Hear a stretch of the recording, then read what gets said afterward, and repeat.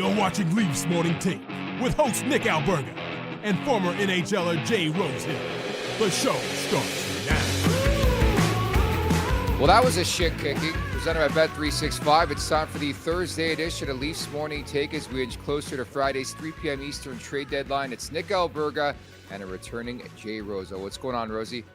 What is going on? Big week. Oh, how leafy is it that they're taking a dump right now and Tree's not pulling triggers? It's just funny when it rains, it pours. Not that anything's like terribly bad, but I mean, I'm just noticing this onslaught of negativity on Twitter around like the team. Everyone's like kind of panicking. And of course they have their worst couple of games. Last night was pretty ugly and, some question marks around some guys and they lose to the Sharks the game before. And it's like, here we go. But I'm excited for the week, man. Me too. Open an account with Bet365 today and bet on a huge range of markets, whatever the moment. It's never ordinary at Bet365. Use code NATION, all in uppercase today. That's NATION, N-A-T-I-O-N. Our Super Chat charity partner this season is Sick Kids. Want to make sure that your question or comment gets on the show. Hit us up with a Super Chat. Proceeds from our Super Chat will go to Sick Kids, ranked the #1 research-intensive children's hospital in Canada and 3rd in the world. Lots to uncover on today's show.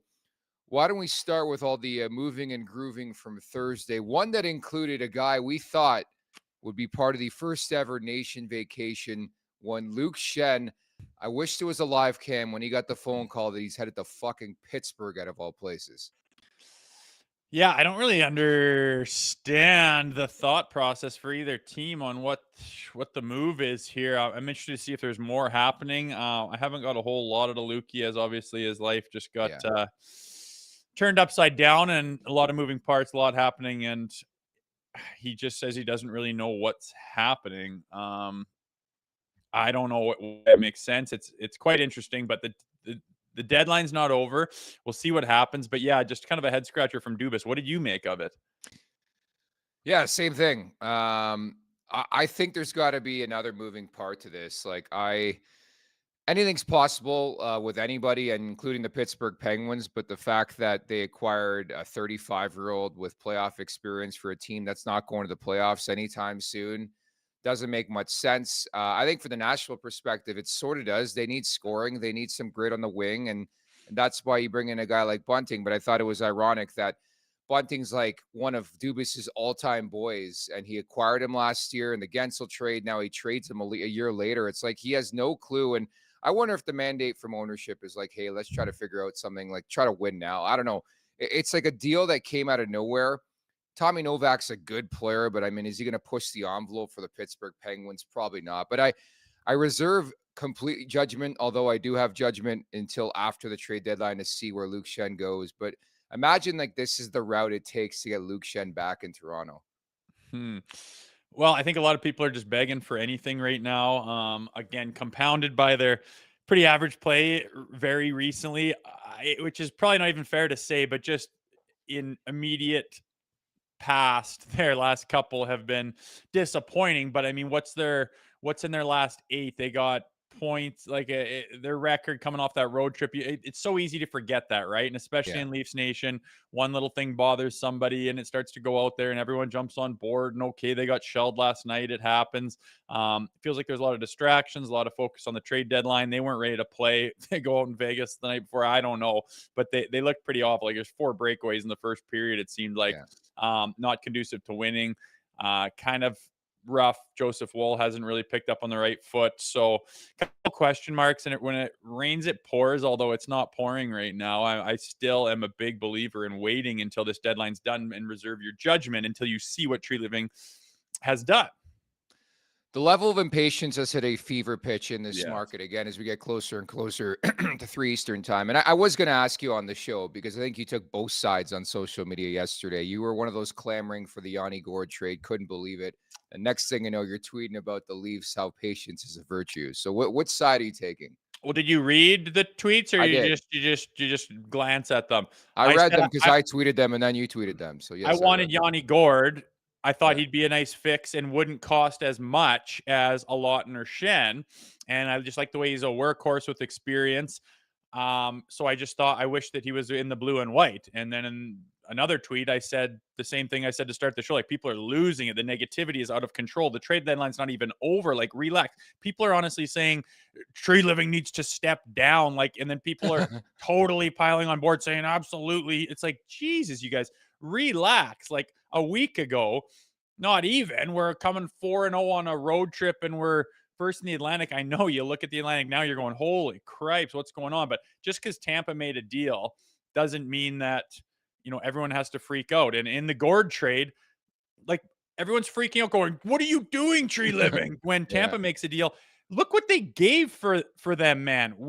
You don't know what Tree Living tried to do to get Yanni Gord. You don't know what he offered. And obviously, he didn't even physically hold enough cards to compete with what the final offer was. Of course, Seattle's going to be like, yeah, we're taking the Tampa offer. Look at it. It's 2 firsts and a second and another. There's nothing Tree Living could have done if they're going to make that. And the thing that bothers me about people critiquing general managers is you're not there in that room. You don't know what they've offered. You don't know what he's come up with. You don't know what other teams are offering, and you don't know where these teams that you're trying to make a deal with are digging their heels in and saying absolutely not. Like, you have to draw the line in the sand, and everyone's freaking because it doesn't make a deal. Well, in people's minds, they have, well, you should trade one of our prospects and our second rounder for Yanni Gord. Well, that's great. Like, thanks for the thought, but you don't know if he's done that and then some and still couldn't get the player. So, like, hold your judgment. You're not in those conversations. You're not in those meetings. You have no idea what Tree has tried to do. Man, some of the rumors coming out, and I know people want this team to go all in. So my question to you, what constitutes all in?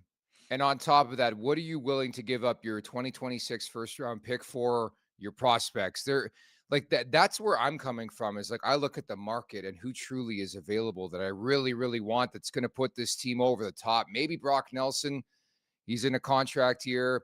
Maybe Braden Shen, but are these pendulum swingers? I don't know. And that's why I wonder if it's just they're better off working around the edges, picking up some depth and moving on from there. But people seem to be in hysteria that they have to do something massive. If this team has to do something big, then they're not going to win a cup this year.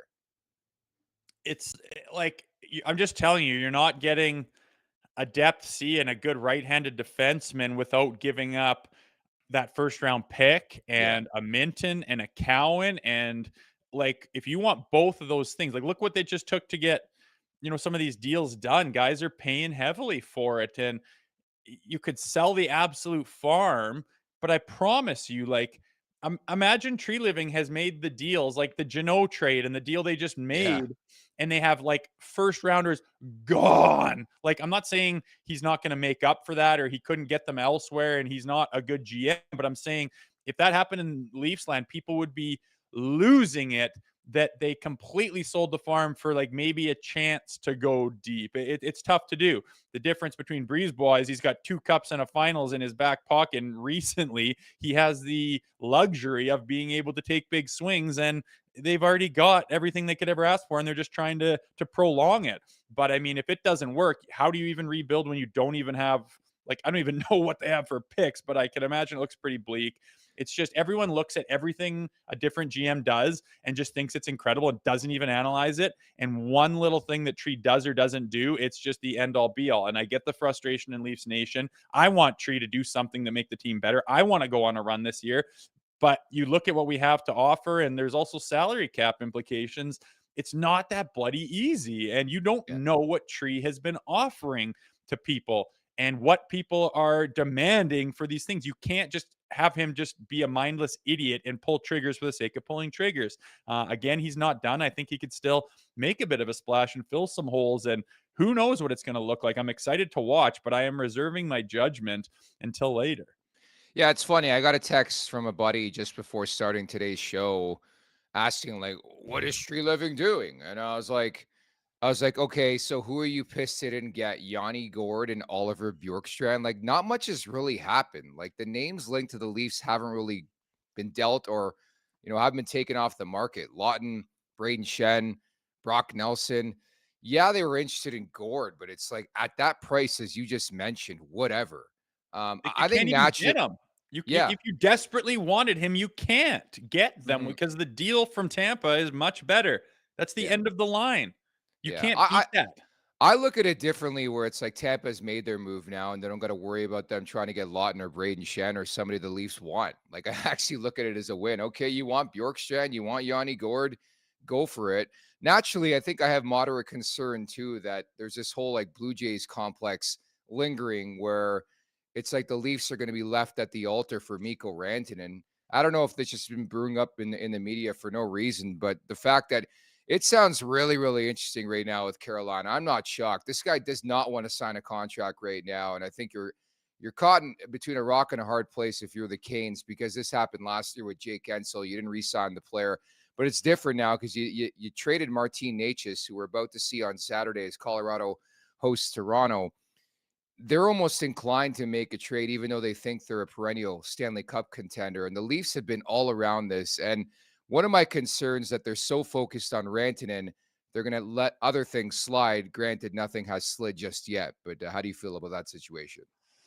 It's interesting. I mean, Yeah. it's not a good look for Carolina, man. They've just made some bad deals, lost some good players, and not had a whole lot to show for it. I mean, I think it's a fireable offense, not to interrupt. I think it's a fireable offense to bring in a player of that magnitude, give up that much, and now you're going to deal him again.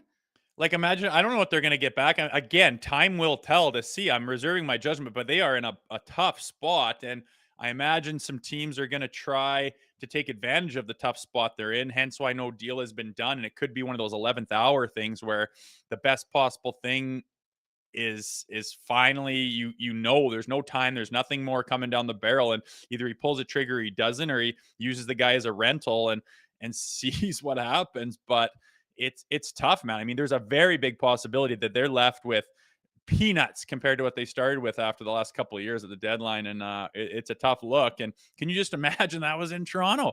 I mean, I think Twitter Exactly. servers would shut down because people would be Probably. losing it so badly. We're not in that bad of a place. We have some pieces, but we don't have a ton. We can't give out first rounders on top of first rounders on top of everything. We have a few prospects, a first next year, and to lose that is, it needs to be worthwhile. All I'll say, there's been a lot of L's for the analytics community in the last decade. Kyle Dubas, John Chaika, Eric Tulsky. Look at what Don Waddell's doing. Like, they didn't want Donnie Waddell, a guy with so much experience in history, and now he's got actual money to play with in Columbus. And look at what he's going to do with that team. Look what he's doing with that team. And Tulsky just makes such a very fascinating trade. And just that I would love to know like the background on that deal coming together for Rantanen and now the predicament that the Canes find themselves in. But the biggest thing I could pull from the Rantanen situation, and I won't lie, it scares me a lot. I heard the Florida Panthers linked to Rantanen like 4 days ago. And here we are last night, more smoke there, and they have cap space. And Matthew Tkachuk is done until at least the playoffs. And man, imagine the Panthers got Rantanen, how scary that team would be. Well, their cap space. I mean, it's not right. This cap circumvention thing. It's not right. I can't believe the oversight by the NHL and the NHLPA to not have something in the CBA that says you can't LTIR guys and then activate them game one. All of a sudden, the cap doesn't matter, and you've opened up the cap space of your best player, filled it, and then activate your best player when the real season starts. It's insane, and it was a factor in. It was a factor in the Tampa's wins of the Cup. Obviously, Las Vegas wins of the Cup. They're Dallas talking about things. I mean, there was potential for that to happen with Austin Matthews. They have not done that, but I mean, Austin Matthews very well has been all over the place this year. He could have been LTIR, take his cap space, go do whatever you want with sell the farm and get someone big and then activate him on game one. It's just not right. It's not in the spirit of the game. I've said it before. It's annoying, but we will see. I mean, you wake up and you look at the standings and it's like, I just cannot believe how almost identical Tampa and Florida's record is to the Leafs right now. And it's a dogfight. And those games, like, the last 3 points that we've lost against, last night with Vegas being asleep at the wheel and losing an extra point to San Jose the game before. That's 3 points that are, you got to win that division, dude. You got to play that wild card. You want to go into a dogfight against one of those teams. the margins are so close again, and the lead they had is gone. It's the tough look to wake up and look at where they're at, and then to think about those other teams getting, you know, I mean, if they get Rantanen in Florida, it sounds like game over, man. Like, are you kidding me? But we will see. Obviously, you look across the board, and it's easy to have rose-colored glasses where everything gets dissected here. Again, the trade deadline's not done. But I mean, I was listening to you and Zach Phillips talk, and you have differences of opinion. I agree. I see the side of both of them. Some people want to go all in, like tippy toe. We can't lose Cowan and Minton. Like, you have Nylander and Marner and Matthews in their prime. How much of their prime are you going to catch if you sit around and wait for one of those guys to be good? And there's question marks around it. Like, they're not messiahs, you know. Easton Cowan had a rough World Junior, looked completely like not a superstar, looked lost and didn't know what he was doing. Penalties like crazy, trying.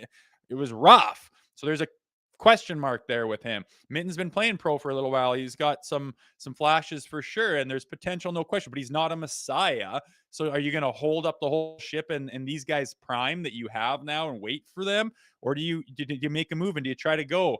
I get both sides of it, and it's a tough job for a GM. But at the end of the day, I really agree with your stance. This is up to those guys. Everyone's talking about like a Scott Lawton coming and getting us to win the Stanley Cup. It's not going to be the difference. It's not going to be the deal breaker. Are these guys going to play in the playoffs? Is Mitch Marner going to win a series, win a game?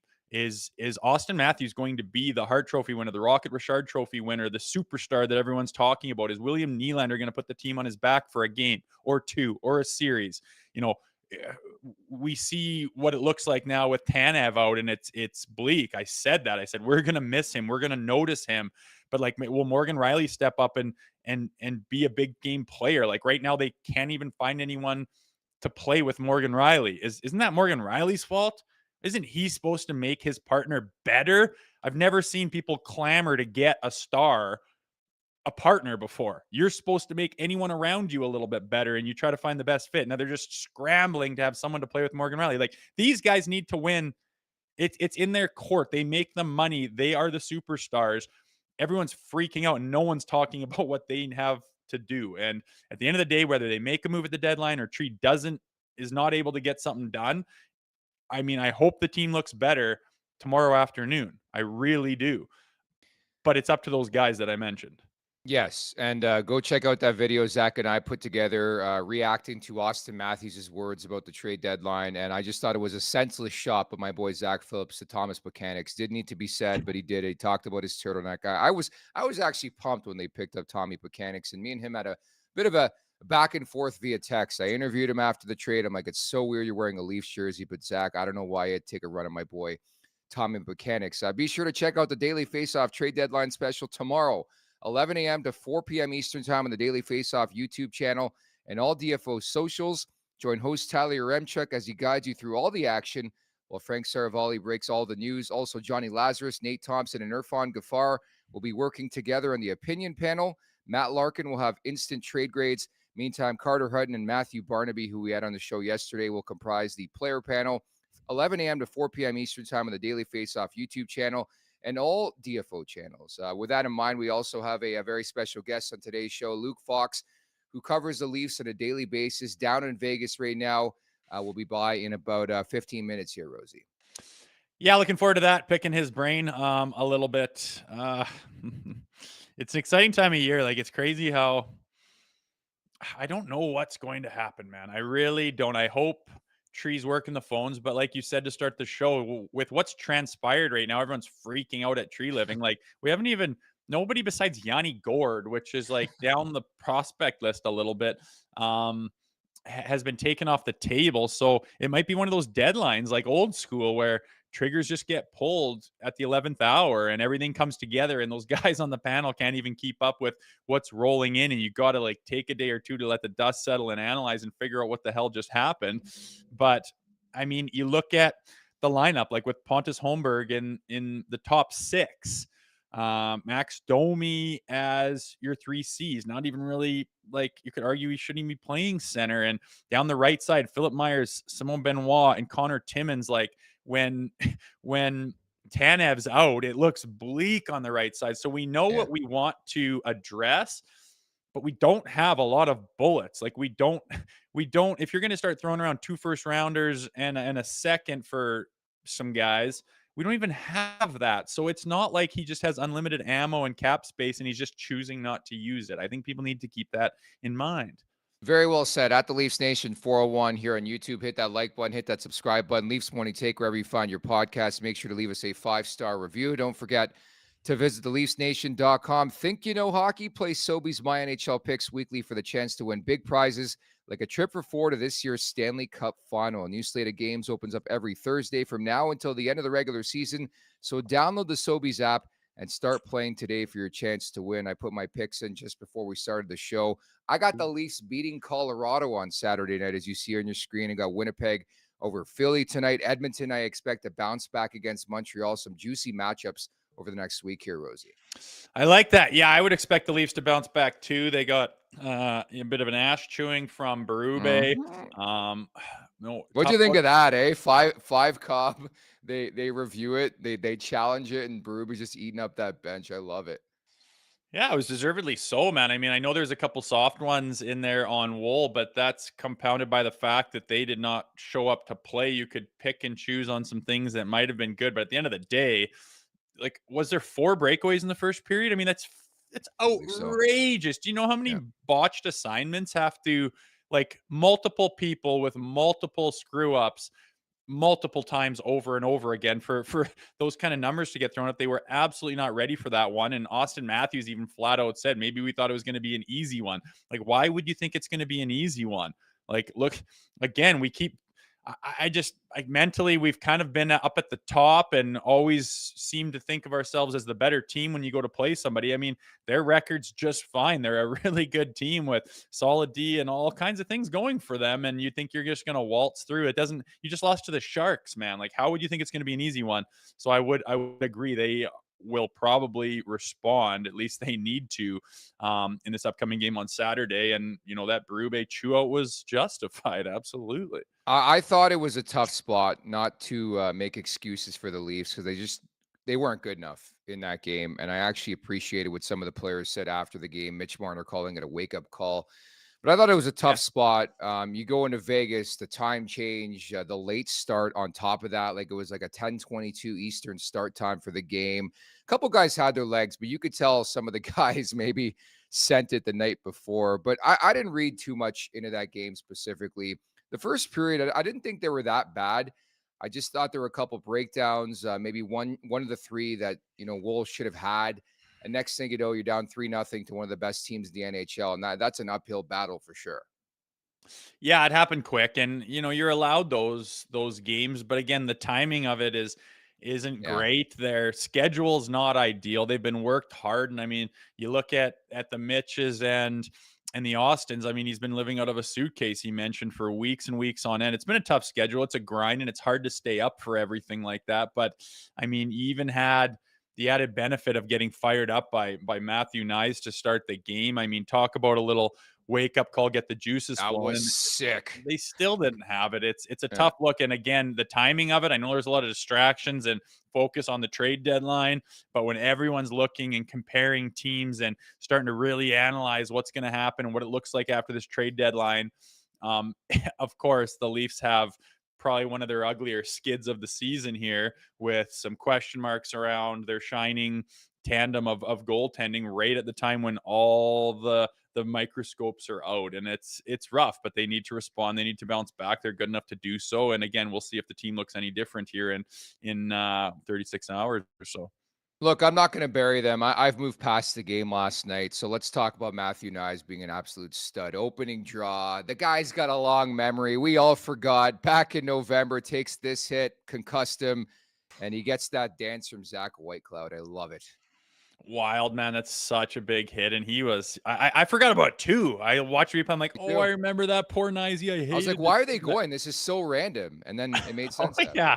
And like Kniesy, my God, is there anything like this guy is coming to Toronto? He has done nothing but impressed. he has done nothing but take steps forward. He is giving you no ammo to do anything but love this guy. He's got to be a natural lefty the way he's chucking like that. Obviously, he thought it out, planned it out, and I love the fact that he is going pure offense in that scrap. As many punches as you can throw, especially as a lefty, where most guys hate fighting lefties. But let's keep in mind you're going on pure offense, which takes balls. You're leaving the other guy's strong hand wide open to do whatever he wants, takes balls, and just chucks it. And for a guy coming out of college who's kind of young to step up in that way and do that, I can't, again, I mean, I'm glazing this kid, but I can't say enough about it. I feel like a proud uncle or something watching that, because he just continues to impress and do the things that you want to see out of your players, man. I can't say enough about him. That should have jacked the boys up. Clearly it didn't. They went out and filled their pants after that, which is pretty disappointing. I love some of the quotes. Pretty much, Knies intimated to his line mates, I guess, that he was going to try to pick his spot and get his fight. And it's just like, it's so sick, man. Like, you don't, he's a throwback player. You don't find that anymore, where this guy comes back to avenge a hit he didn't like 3-4 months ago. And the kid's like really, really green in his career and taking steps and taking steps. Like, he's on pace for like 33, 34 goals this season, but it's very old school in the approach. Let me take care of my own business here. Yeah, I love it, dude. Again, Uh, like everything he's done since getting to Toronto has been moving forward and pressing. There's no real question marks. There's no caveats. There's no yeah, but or what about this? It's just full steam ahead. He can play throughout the lineup. He can play heavy. He can play skilled. He stands up for himself, understands the game within the game, would go to bat for his teammates, would put himself in the line to fire them up.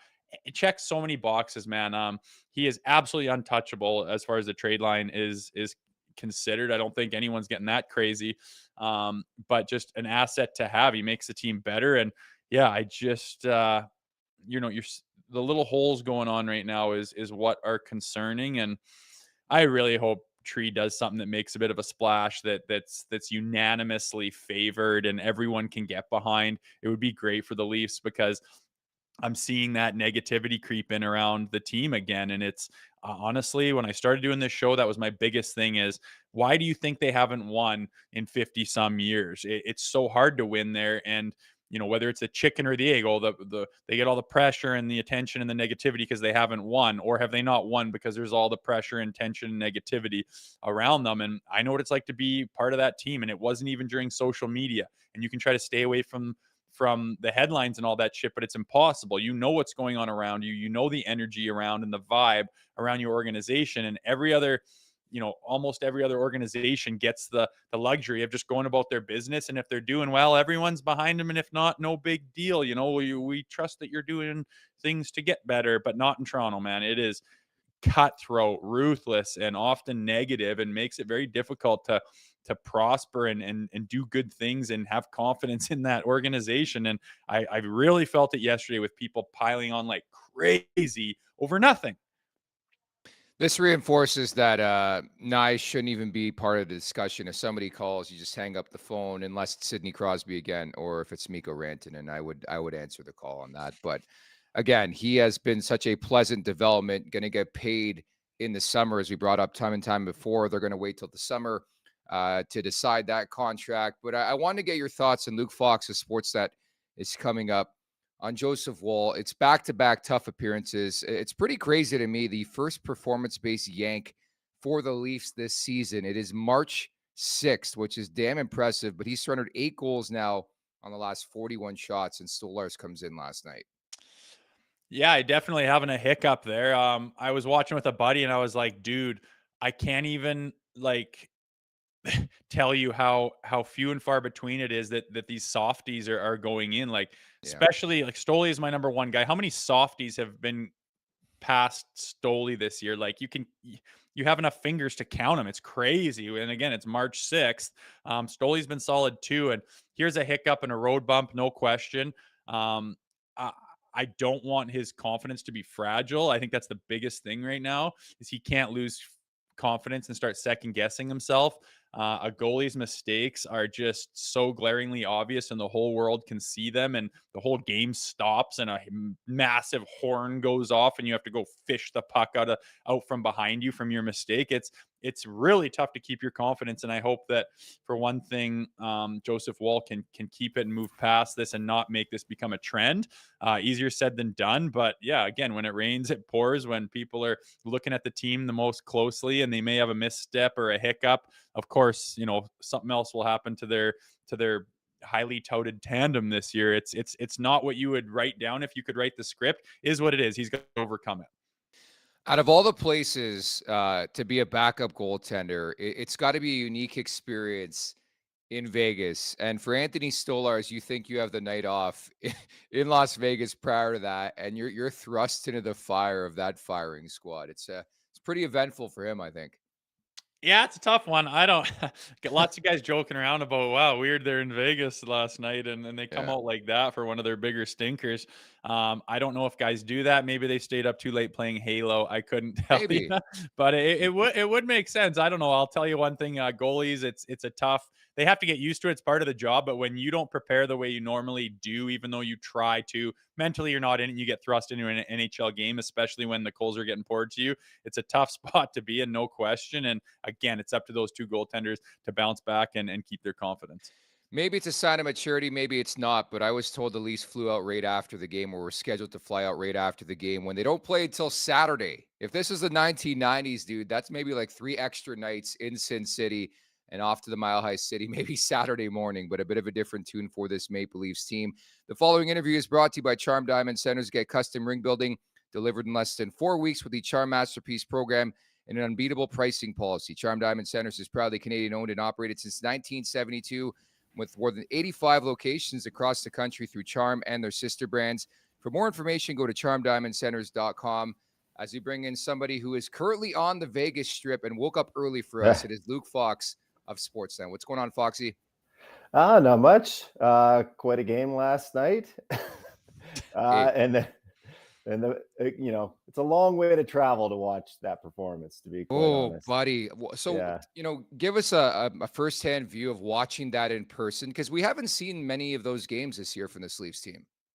Yeah, well, I mean, first off, I thought I was watching US versus Canada with the fight off the opening draw there, and good on Matthew Knies and good on Zach Whitecloud, right, for accepting the scrap. And all of a sudden it's like, okay, we got something here. I don't know if Zach knew that Knies was a southpaw. I think he found out the hard way there, but neither of those guys are really big fighters. So I love that they kind of settled their own score, and it's not like Knies asked someone else to do it for them. So love the start. All of a sudden there's energy in the building, tons of Leaf fans. Like you could imagine building a bachelor party or a guy's trip or family trip, whatever, around the Leafs in one stop a year in Vegas. So there's tons of energy in the building. And then all of a sudden, the Leafs actually had some good zone time, but really porous in terms of giving up the odd man rushes, no rush defense whatsoever. Joseph Woll's having a bad night. And before you know it, they're down 3-0 and they're pulling the goalie. And the game's over, right? At that point, maybe against a lesser opponent, like a Blue Jackets or something, maybe they can summon one of their magical comebacks, but they look tired. Vegas is too mature and structured, and Aiden Hill was zoned in. Like they weren't coming back. So all of a sudden you're just like kind of killing time at that point. The game's done. Yeah, Luke, have you noticed the departure, the absence of Chris Tanev since him going down? I mean, you look at that right side, you look at some of the breakdowns, the odd man rushes. I mean, have you noticed firsthand the absence of that guy and the gaping hole that he leaves in their back end? Oh, 100%. They miss him. I mean, you think they might need more defense even when he's healthy, but you subtract him from the lineup and there's just too many grade A's. And it's not only the chances against, it's also he makes so many good zone exits by himself, like quick retrievals, smart first pass, kind of, it's almost like you don't notice that he's doing it because he does it so smoothly. He's got a great stick. And of course he chips in on the penalty kill, all those things. They miss him. And then as a result of him being out of the lineup, all of a sudden you're getting way too much Timmins and Benoit. Myers is in your top 4. You're asking OEL and Riley to go against tougher competition than you normally would without the shutdown pair of McCabe and Tanev. So it's a tough look. It's a reminder that they're going to need him healthy for the playoffs. They probably need another defenseman anyway, because the Hakanpää experiment, flopped, to be quite frank. But the good news is that, Tanev did participate in a full morning skate, looked pretty good. I asked Berube, he said he's possible to play as soon as Saturday in Denver. So that's the positive. That's the positive. Yeah, I don't know who this Hakanpää guy is you're talking about. Yeah. It's Klingberg 2.0, man. We talked about it earlier on this year, but I wanted to ask you about the crease. Boys, 20 games remaining in the regular season, if you can believe it. Do you think they have to be etching out a bit more playing time now for Stolarz getting prepared for game one here? Are we at that point?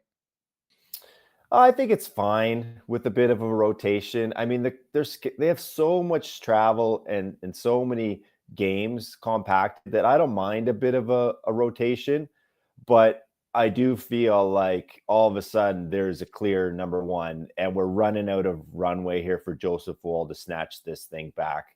I looked back at his numbers last March and last April, and his save percentage fell off a cliff, guys, once Ilya Samsonov started stacking wins, and it became apparent that there was a battle to be that game one starter, and Samsonov passed him. Now maybe that's a one-off, but what history tells us is maybe Joseph Woll doesn't love the idea that, there's a competition here and a real legitimate competitor, because Stolarz has been on his game.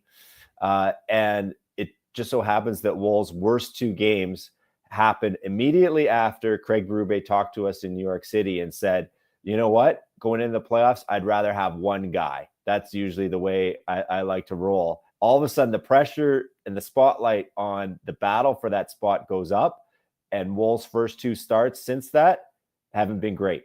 Now, he was a little bit sick before the Pittsburgh start, and he has been good for most of the season, so you want to cut him some slack. But as I mentioned, time's running out in terms of taking the baton back from Stolarz here. Yeah, it'll be interesting to see how he responds there. It's no secret in the Toronto Maple Leafs world, they need a depth center, right-handed D. What are you seeing as the most important and most valuable thing? Time's ticking down here. Tree hasn't done anything yet. People are starting to get a little squirrely about it. If they can only cover one of those options, what do you think is the most important? Yeah, their priority is still the forward, preferably a center, but they are in the Rantanen conversations, which is fascinating. Yeah. He's easily the best guy available, right? So, you kind of make an exception if you can get a superstar and proven playoff performer like Rantanen. That, changes the equation a bit, but they are prioritizing a center, whether it's, going back to the Braden Shenwell, getting in the Brock Nelson sweepstakes, Scott Lawton, may be an option. It's a seller's market though, guys. Like, there aren't a ton of options. They kind of like Gord, but he's gone. I thought maybe Jake Evans would be kind of a cheaper fit. He re-signed in Montreal.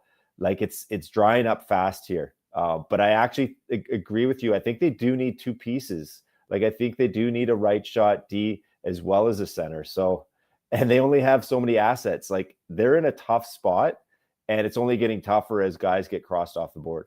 I got a two-part question for you, Luke. The first of which I tweeted last night. Do you think Kyle Dubas robbed us of multiple Stanley Cups in Toronto? And what the hell was that Luke Schenn trade? Will he be a Maple Leaf this time, maybe tomorrow?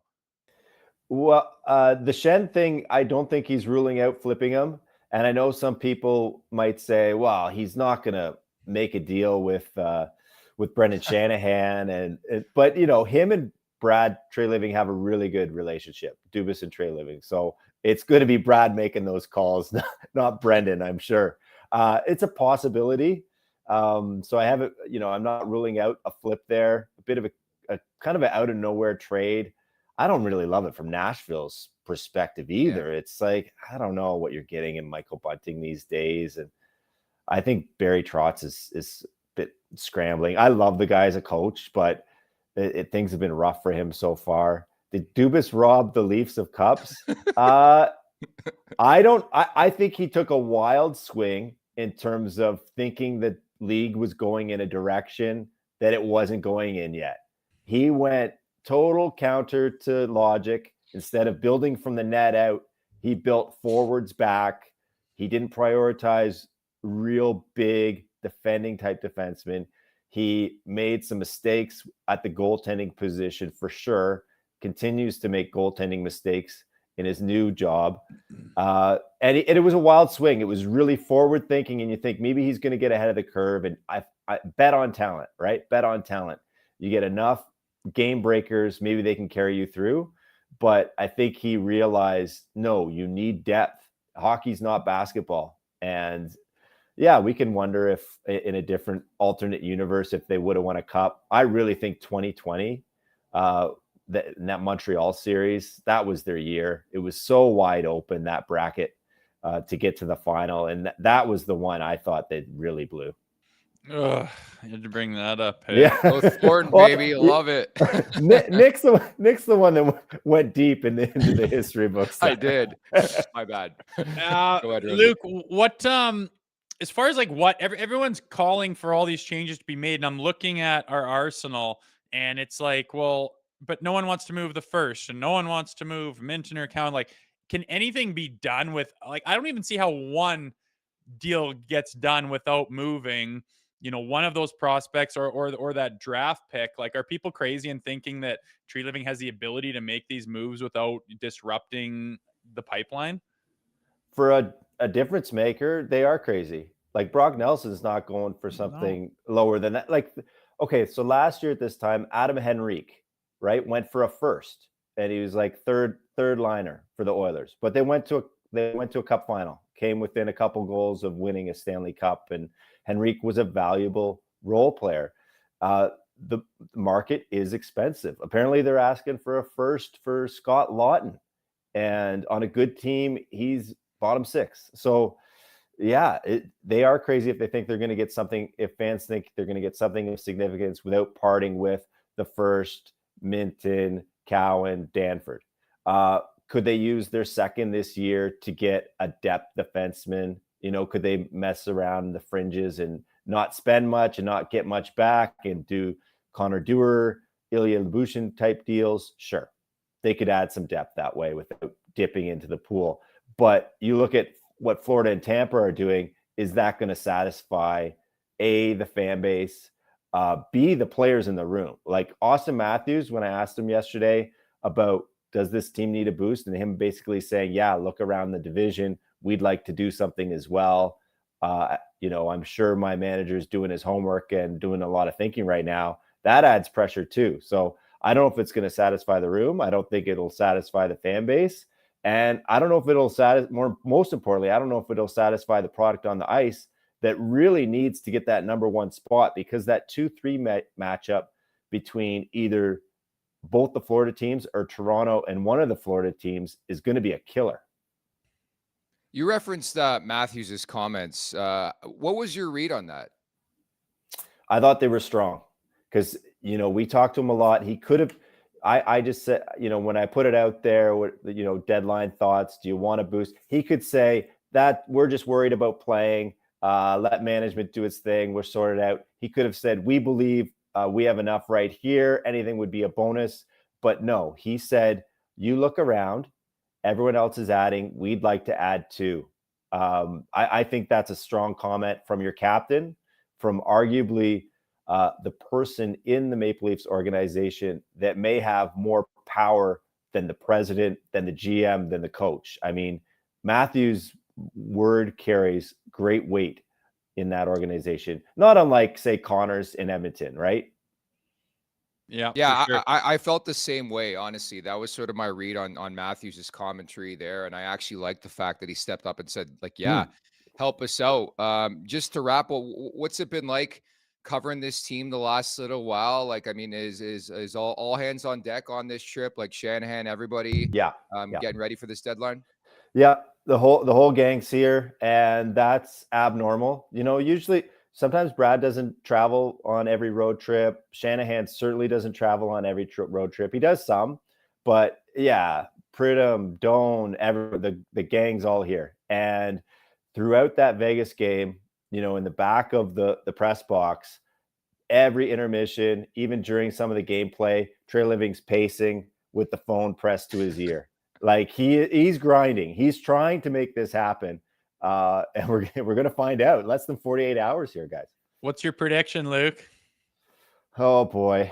I honestly think it might be underwhelming. It might be like Lawton or Nelson. I think the Rantanen one is just too tough. I know they're trying, but you're going to have to give up a roster player. If I'm Carolina, I'm asking for Matthew Knies. And if I'm Toronto, I'm not letting Knies go. And, does Bobby McMahon get it done? I don't know if he does. Yeah. I don't think that's good enough. Yeah. It'll be interesting. Nevertheless, sorry, I thought Rosie was going to chime in there, but I'm very curious to see what happens over the next 24 hours or so here. But nevertheless, thank you so much for your time and safe travels to Denver here. All right. It's going to be a fun little day and a half here. All right. Well, take care, guys. Luke. Take care, Luke. Right. That is Luke Fox of Sportsnet and Sportsnet.ca, following the team on a daily basis. But yeah, I think that's the consensus around, is that it could be an underwhelming deadline, which again, as Luke intimated, seller's market. Like who's really out there? A lot of teams in line for Brock Nelson. The Rantanen name, I tend to agree.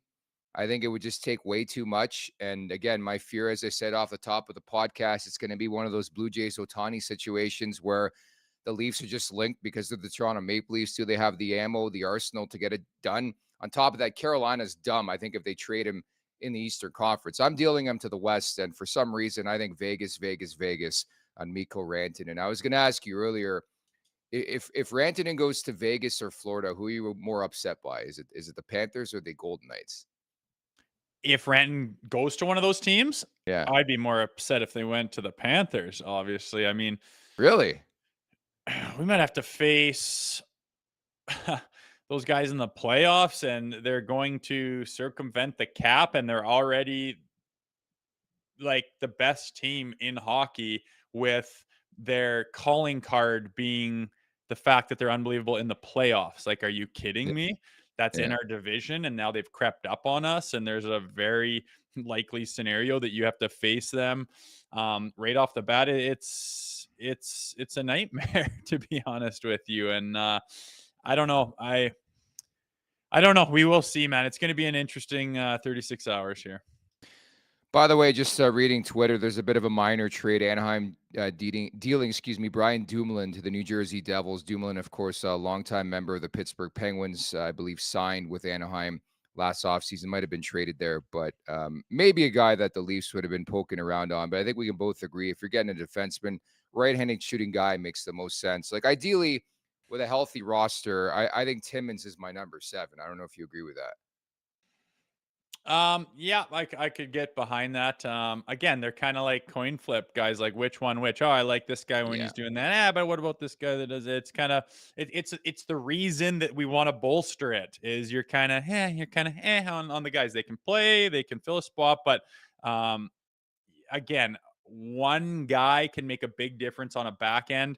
We were talking about it with Tanev here. You get him out of the lineup for a small amount of time, and things just start to, you're kicking the legs out of a chair. It just doesn't work anymore. And it's pretty awesome. I didn't realize he was that close to coming back. I thought he would take some more time, but again, take it with a grain of salt. But Berube is getting kind of famous for saying, yeah, so-and-so might be ready this weekend. And then you get the polar opposite of this, of news breaking. But I would love to have that guy back. I don't even want to think about him being out of the lineup again after he recovers from this injury, because we're seeing firsthand how important he is. And we'll see if they can help him. I'll tell you right now, they're not getting a depth forward and a defenseman. Like, break that down to me.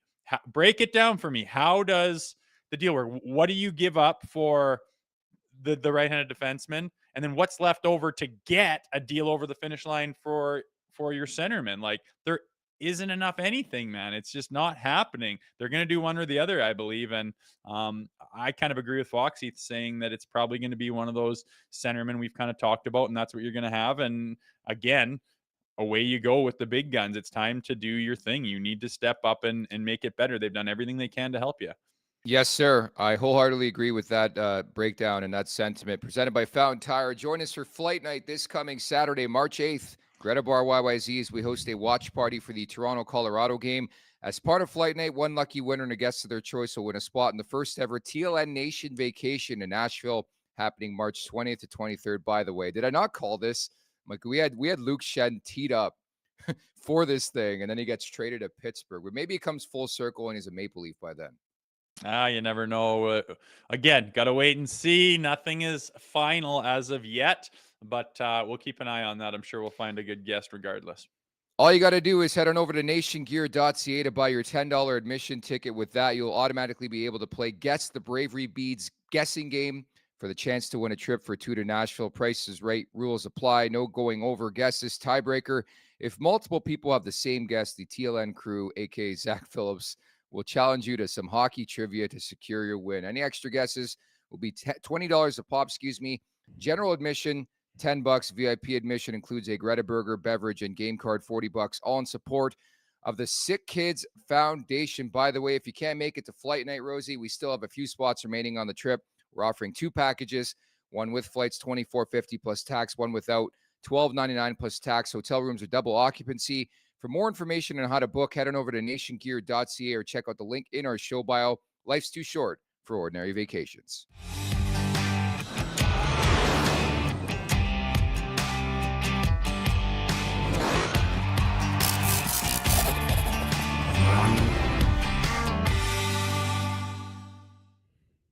You know, I had a meeting for the Nation vacation yesterday, and you're actually in a 4-banger of a room, 4 people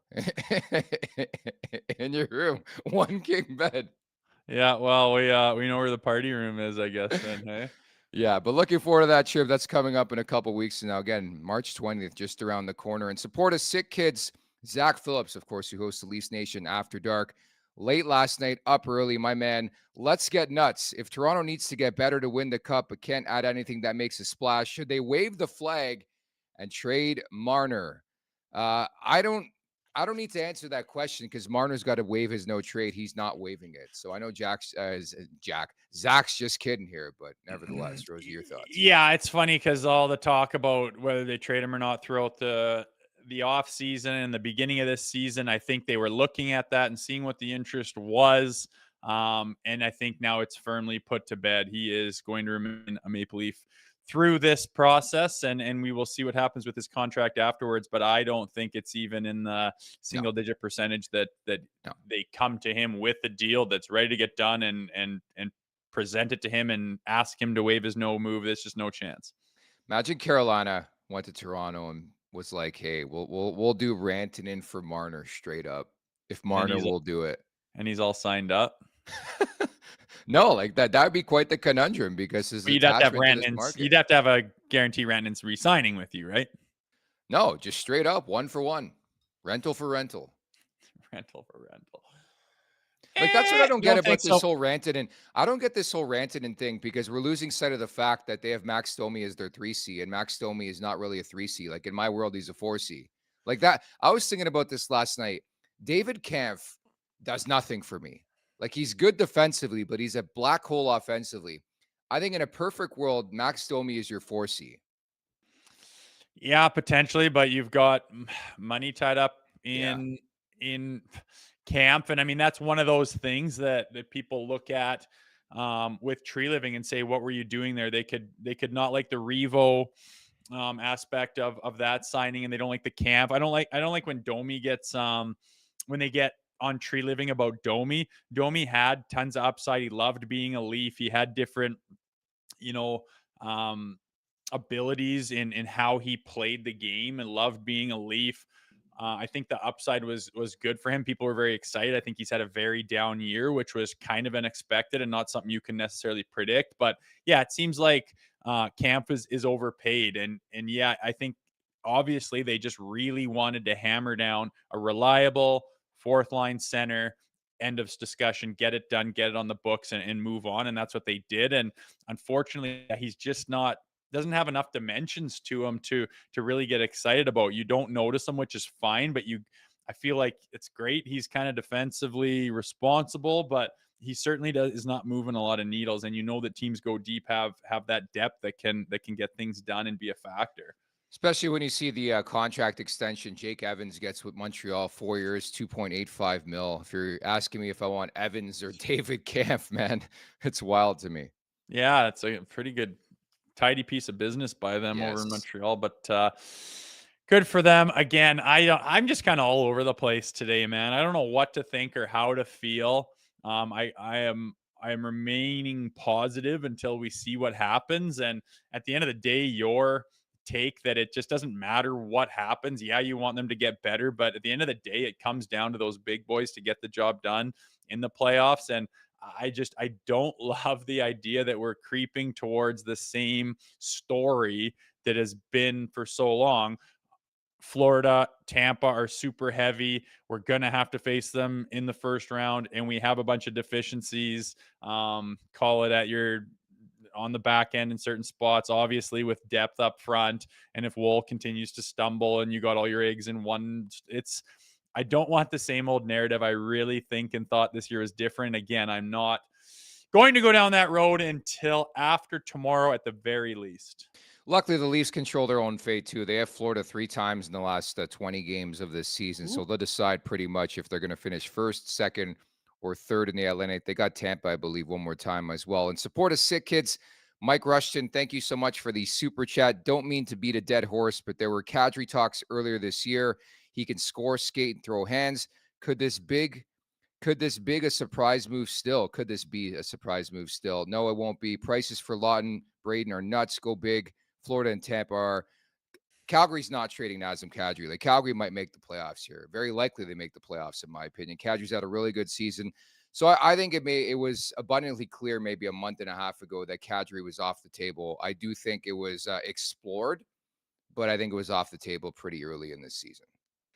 Yeah, and the other caveat is Calgary Flames have trouble dealing with Treliving. I mean, True. They literally wouldn't even let him on the floor of the draft. Like, it's Remember last year's deadline, man? Insane. Like, so yeah, there's that as well. And yeah, I mean, Dustin Wolf has got those guys. He's too good. He's played so well. All of a sudden, they're thinking 5-year rebuild. All of a sudden, they're sniffing the playoffs. And I know the ownership up there would love to take a round of playoffs and the income and revenue that generates. So I don't think they're going to be parting with Nazem Kadri. I thought Calle Yarncroke was a bit horny last night. I'd like to see that. But I think the Leafs are going to respond accordingly on Saturday. And this little swoon has been a regular occurrence around the trade deadline every year. If you recall last year specifically, this team was playing piss poor going into the deadline. And there were question marks if they should even make a trade to bolster the roster. But I still think some work obviously left to be done with this roster. It's time for the last call, brought to you by Bet365. Open an account with Bet365 today and bet on a huge range of markets, whatever the moment. It's never ordinary at Bet365. Use code NATION, all in uppercase today. That's NATION, N-A-T-I-O-N. Looking at tonight's slate specifically, I like Winnipeg on the road in Philadelphia. I'm going to take the puck line in that game. I expect a response of epic proportions for the Jets, who have struggled a bit by their standards as of late. Oh, wow. I was heading down that road, too. I've got them to win in regulation. Yeah. Looks like we're thinking the same way. Sounds like your money should be put in the Winnipeg Jets basket tonight. Edmonton puck line I like against Montreal, too. The Oilers have been so bad since the Four Nations break. They pick up Frederick. They need a big response game. Montreal's been playing really, really well, but I think the Oilers prevail in that game. Rosies, we get set for deadline day. Programming note, we're not going to be with you at our normal time slot of 11 a.m. Eastern time. We're going to do a recap show, but I guess we still got to discuss behind the scenes. Like, do you want to do something before the deadline, maybe 2 to 4, like a 2-hour blockbuster edition of Leafs Afternoon Take tomorrow? Let's talk about it, look at some options, and we will announce that via social media shortly. I love that. Thank you to Luke Fox of Sportsnet for dropping by the show at the Leafs Nation 401 here on YouTube. Hit that like button, hit that subscribe button. Leafs Morning Take, wherever you find your podcast. Make sure to leave us a 5-star review. And don't forget to visit theleafsnation.com. Thank you to producer Vic. For Jay Rosehill, I'm Nick Alberga. We'll talk tomorrow. We'll see what Brad Treliving does. Take care. Make sure to check out more of our content right here on the Leafs Nation YouTube page. We got long-form interviews, we got clips, we got epic rants by Jay Rosehill. We simply have it all. And don't forget, You can find out much more at theleafsnation.com. Thanks so much for watching.